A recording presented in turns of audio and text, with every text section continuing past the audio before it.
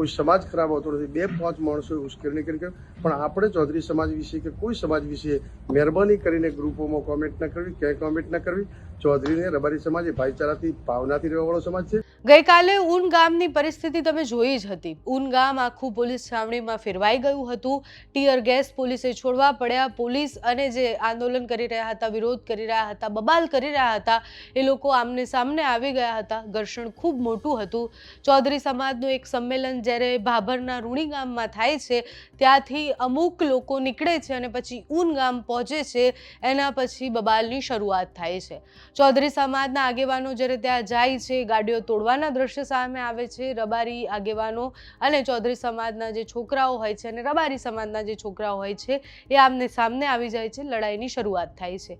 માંડ માંડ એ સ્થિતિ કાબૂમાં પોલીસ મેળવે છે। એના પછી એક ભાષણો આપણે જોઈએ તો આપણને ખબર પડે કે કેટલા ઉગ્ર અને ભડકાઉ છે। એટલે શીતલબેન નામના જે ચૌધરી સમાજના આગેવાન છે, એ ગાડી ઉપર ચડીને એવું કહે છે કે રબારણ તમે લઈ ગયા છો તો અમને પણ અમારી ચૌધરી દીકરી પાછી આપો। હવે આમાં પ્રશ્ન એ થાય છે કે દીકરીને શું જોઈએ છે, એનાથી હવે કોઈને મતલબ જ નથી। હવે આ લડાઈ સમાજોની થઈ ગઈ છે ને હવે આ લડાઈ સમાજના અહમની થઈ ગઈ હોય એવી પરિસ્થિતિ છે। કારણ કે જ્યારે ઠાકરસિંહ રબારીએ એવું કહ્યું હતું કે પાતાળમાંથી ગોતીને પણ દીકરીને લાવીશું, ચૌધરી સમાજ પણ કંઈક એવું જ કરી રહ્યા છે। ચૌધરી સમાજ પણ એવું કહે છે કે કોઈ પણ શરતે અમે અમારી દીકરી પાછી લઈ જશું। એ દીકરીનો આગલા દિવસે જ વિડીયો આવે છે કે મને નથી જવું, મારો પંખીનો માળો ન વિખાય એવી વિનંતી એ સમાજના લોકોને કરે છે। છતાં પણ સમાજ એવું કહી રહ્યો છે કે અમે તો અમારી દીકરી પાછી લઈને રહીશું। દીકરીને હવે દીકરી કરતાં વધારે પ્રોપર્ટી સમજવાની જ્યારથી શરૂ કરી છે અને દીકરી અમારા કીધે ચાલશે, સમાજના કીધે ચાલશે, એ અહમ જ્યારથી આવ્યો છે અને બીજાના સમાજને દેખાડી દેવું છે એ અહમ આવ્યો છે, ત્યારથી આ બબાલની શરૂઆત થઈ છે। ઠાકરસિંહ રબારી જે પહેલી વાર જ્યારે કિંજલ રબારીનો કેસ આવ્યો ત્યારથી એ ચૌધરી સમાજના યુવકને, ચૌધરી સમાજના આગેવાનોને બધાને એવું કહેતા હતા કે સમાધાન કરી દો, બાકી અમારી દીકરી તો અમે પાતાળમાંથી શોધીને લાવીશું।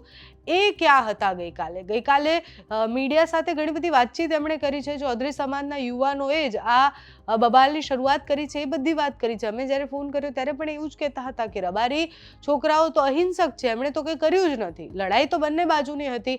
પોલીસ હવે ફરિયાદ કરશે તો એ તો બંને ટોળાઓ સામે ફરિયાદ કરવાની છે, પણ પ્રશ્ન એ જ થાય છે કે આગેવાનો જે બોલીને જતા રહે છે, એટલે ચૌધરી સમાજના સંમેલનમાં પણ જે બોલીને જતા રહ્યા, ઠાકરસિંહથી લઈને રબારી સમાજના આગેવાનો જે આ કિંજલ રબારીના કેસમાં બોલતા હતા, એ બધા ગાયબ છે। છેલ્લે ફરિયાદ તો એ બધા ટોળા ઉપર જ થવાની છે। એટલે જ્યારે ભડકાઉ ભાષણ આપવામાં આવે, જ્યારે સમાજની વાત બોલવામાં આવે ત્યારે બહુ જ સારું લાગે, પણ એ નેતાઓ, એ આગેવાનો ત્યાંથી જતા રહેવાના છે।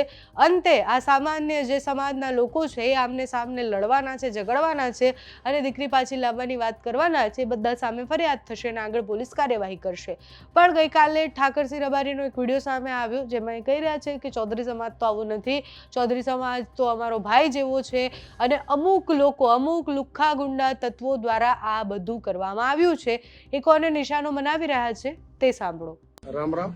રબારી સમાજના, માલધારી સમાજના તમામ યુવાનોને તમારા ભાઈ તરીકે વિનંતી કરું છું કે ચૌધરી સમાજના આગેવાનો ખૂબ સારો રસ્તો નીકાળવા માટે હર હંમેશા લાગણીથી બધા આપણી સાથે હતા। કોઈ સમાજ ખરાબ હોતો નથી। 2-5 માણસોએ ઉશ્કેરણી કરી, પણ આપણે ચૌધરી સમાજ વિશે કે કોઈ સમાજ વિશે મહેરબાની કરીને ગ્રુપોમાં કોમેન્ટ ન કરવી, ક્યાંય કોમેન્ટ ન કરવી। ચૌધરીને રબારી સમાજ એ ભાઈચારાથી ભાવનાથી રહેવાવાળો સમાજ છે। સમાજ વચ્ચે ક્યાંય સંઘર્ષ ન થાય એવી આપ સૌને વિનંતી।